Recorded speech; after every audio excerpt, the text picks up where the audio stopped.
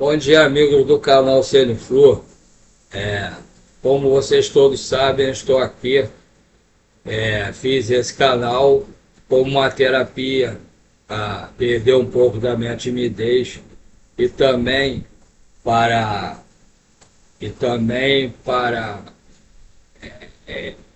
conseguir melhorar, esquecer um pouco meus problemas de saúde e de dívidas.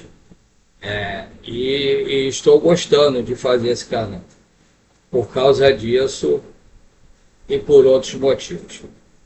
Inclusive, eu tenho visto que muitas pessoas têm assistido, visualizado nos vídeos, mas não têm se inscrito, nem dado like.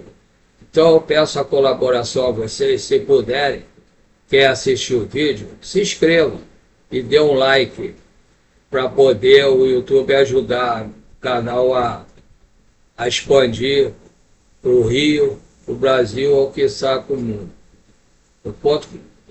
Espero contar com a colaboração de todos vocês. Também aproveitar para pedir outra colaboração para vocês. Se vocês puderem ajudar por qualquer valor, faça um depósito no meu Pix. O Pix é do Banco PicPay, 746-234-787-34. Agora vamos falar sobre o Fluminense. Eu hoje estava assistindo a entrevista, a coletiva do Mário Bittencourt. Ele deslocou tudo que é jornalista, YouTube,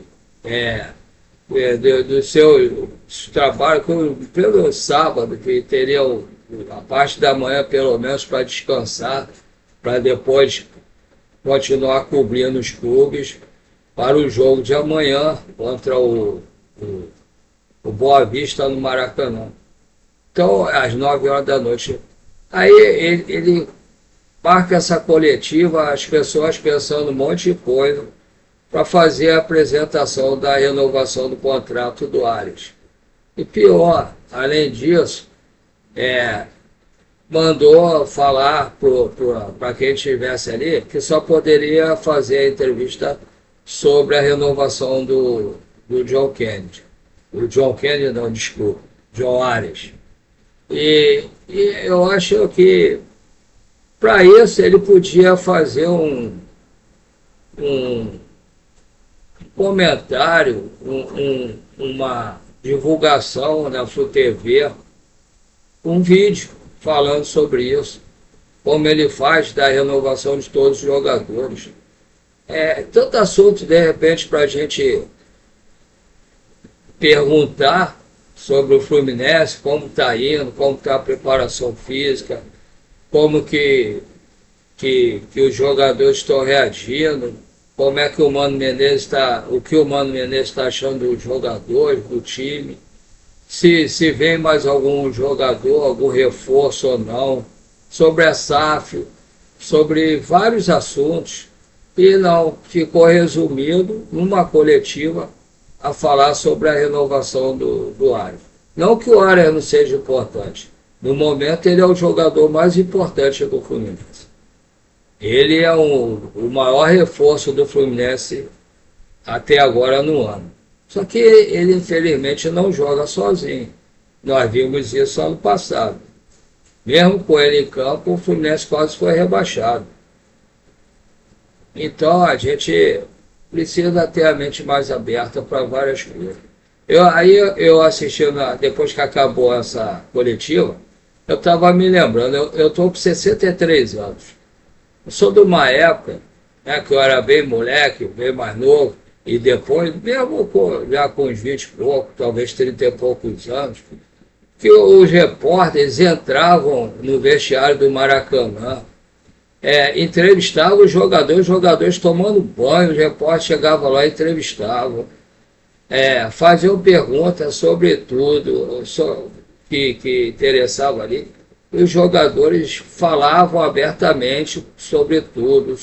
Hoje em dia, os repórteres ficam sujeitos a ficar aguardando os jogadores na área mista, o jogador que tiver uma boa vontade de parar para dar entrevista para o jogador, pro repórter, para falar, para comentar. Quando ganha, às vezes fala. Quando perde, praticamente ninguém para falar. Cara, o futebol está virando uma coisa chata. Eu amo futebol, amo meu time, mas o troço está ficando estranho, está virando mecânico. Você, o tempo passa, a, a telecomunicação, a, a internet, tem YouTube, tem isso tudo, para a gente saber mais sobre os times de coração do que sabíamos antes, e cada vez a gente sabe menos. Até os treinamentos, os repórteres são privados de assistirem para comentar alguma coisa. Eu acho que, sei lá, cara, precisa fazer uma reflexão, todo mundo que vive no meio do futebol, para mudar isso. O troço está ficando chato, está ficando... Por isso que às vezes afasta os torcedores dos estádios. Você não pode falar nada. Se o YouTube ou o repórter, né, normalmente, que tem alguns informantes nos clubes, descobre alguma coisa e comenta, esse repórter é visto por maus olhos pela diretoria, pelos jogadores. Às vezes, tem YouTube que às vezes fala bobeira. Você vê que tem canal aí de YouTube que só fala besteira, fala as coisas que você não adianta nem olhar, que são tudo mentira. Mas os YouTubes que a diretoria do Fluminense tem pego no pé ultimamente, são os YouTubes que normalmente passam mais informações corretas sobre o Fluminense, né? Eu assisto sempre os YouTubes, né? Assisto os canais para poder fazer meus comentários aqui também. E eles têm informações, e normalmente as informações são corretas. E às vezes magoam um pouco os dirigentes, mas são informações dadas pelas pessoas de dentro do clube mesmo. E normalmente são informações corretas. E eu vejo, por exemplo, o Gabriel Amaral, o Lessa, o Cauã Tinoco, o Fio, eles vão atrás, eles procuram se informar, só dão a notícia quando vê que é verdade mesmo. Tem coisas que eles falam que eu não gosto, né? Alguns comentários que eu não gosto, às vezes sou contra, mas eles falam o que eles sabem que é verdade, eles procuram ir atrás. Eu acompanho e vejo, eles não falam, fulano de tal, eles procuram ver se aquela pessoa que dá a informação, se é uma pessoa de respeito, que normalmente dá a informação correta. Eles procuram ver isso tudo. Por isso que nem sempre eles dão o furo. Por quê? Tem gente que dá o furo sem saber se está certo ou não. E eles não, eles são corretos. Procuram ver primeiro para depois falar. Então, eu acho que o futebol deveria voltar a ser como antes. E era quando tinha os melhores jogos. Pô, eu cansei de ver jogo Flamengo, Fluminense, altos jogos. Flamengo e Vasco, Fluminense e Vasco, Flamengo, Botafogo, Fluminense, Botafogo. Era outra época, mas parece que aquela época era mais avançada do que hoje. Porque hoje tem que esconder as coisas, cara. Eu não consigo entender isso. Eu queria que as coisas voltassem a ser como antes. Os próprios jogadores eram mais espontâneos para dar reportagem, brincavam com o repórter, brincavam com quem estava assistindo a reportagem, faziam apostas para dar cestas básicas para instituições de pessoa filantrópica, né? Pessoas carentes, pessoas de idosos, de crianças, e eram apostas sadias. Aí tinha o rei do futebol, o rei do Rio, então era muito bom aquela época. O torcedor podia brincar com o outro, debochava do outro, aí quando o time do outro ganhava desse torcedor que debochou, também debochava, brincava. Era uma coisa mais sadia, não tinha guerra, não tinha morte de torcedor, não tinha encontros marcados pela internet para brigar, afastando vários torcedores hoje em dia do Maracanã por causa disso. Eu sou um que não vou mais ao Maracanã por causa disso, prefiro ver na televisão. E olha, quando eu era novo, faz muito tempo não, até pouco tempo atrás, não era novo, mas até pouco tempo atrás, eu ia a todos os jogos com meu amigo. Ia, sentia prazer de ver os jogos. Hoje em dia, você vai com medo. Então, eu prefiro ver em casa. Eu prefiro ver em casa.